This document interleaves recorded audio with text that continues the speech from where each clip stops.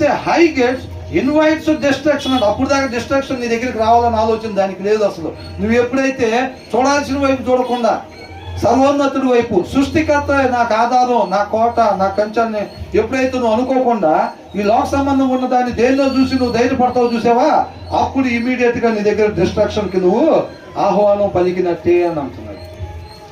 నెబుకద్నెజర్కి అప్పుడు దాకా వచ్చిందా నాశనం? అప్పుడు దాకా లేదు. ఆయనకి అది మొత్తం ఎవరు ఇచ్చారు? దేవుడు ఇచ్చాడు. ఆయన అనుకుంటే పోయి యుద్ధం చేసి గెలిచాడా? దేవుడు నెబుకద్నెజర్ని పిలిచాడు, ఇది చెప్పిన మాట ఎంత లేదని చెప్పి. ఏదో దేవుడు అప్పగిచ్చాడు. ఆయన ఏముంది అక్కడ? ఏమనుందా? ఆయన ఏమీ లేదు నెబుకద్నెజర్ అక్కడ. అది తెలుసుకోకుండా ఏమనుకున్నాడు? తను తాను హెచ్చించుకున్నాడు అనమాట. నాకేం తక్కువ, రంగు తక్కువ, ఎత్తు తక్కువ, ఎడలుపు తక్కువ, ఏం తక్కువ అని అనుకున్నాడు. అవునా కదా? నా దగ్గర ఏం తక్కువ, 4 కార్లు వాడుతున్నా నేను.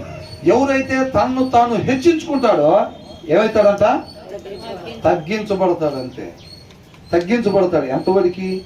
గడ్డి తినేదాకా తగ్గించబడతాడు. నెబుకద్నెజర్కి ఎదురు లేదు అప్పుడు. అర్థమవుతుందండి? ఇక నా పైన ఎవడు అసలు? నా పైన ఎవరని హిజ్కియా టైంలో వచ్చిన రాజు ఏమన్నాడు? మేము అంతకుముందు వాళ్ళ మీద యుద్ధం చేసాం, వీళ్ళ మీద యుద్ధం చేసాం, వాళ్ళ దేవుడి పరిస్థితి ఏమైందో తెలీదా?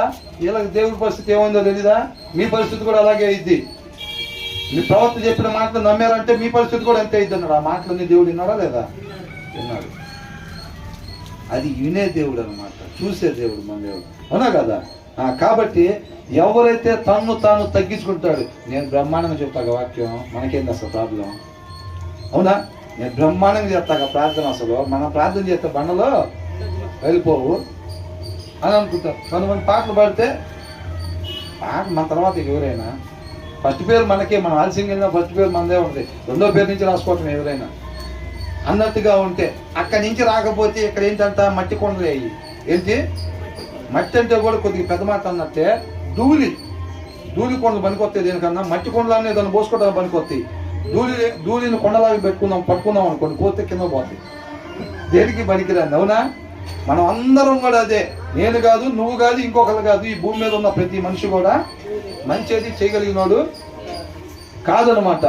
కాబట్టి ఏంటంట, మనల్ని మనకి దాసుడు మన కింద పని చేయటానికి ఉన్నా సరే, దాసుడు లేకపోతే మనం ఎలా పని చేసుకుంటామో అలాగే మనం తగ్గించుకుని ఉండి మన పనులు మనం చేసుకునే వారంగా ఉండాలి. అంటే ఒక నిజమైన విశ్వాసకు ఉండాల్సిన లక్షణం ఏంటంట?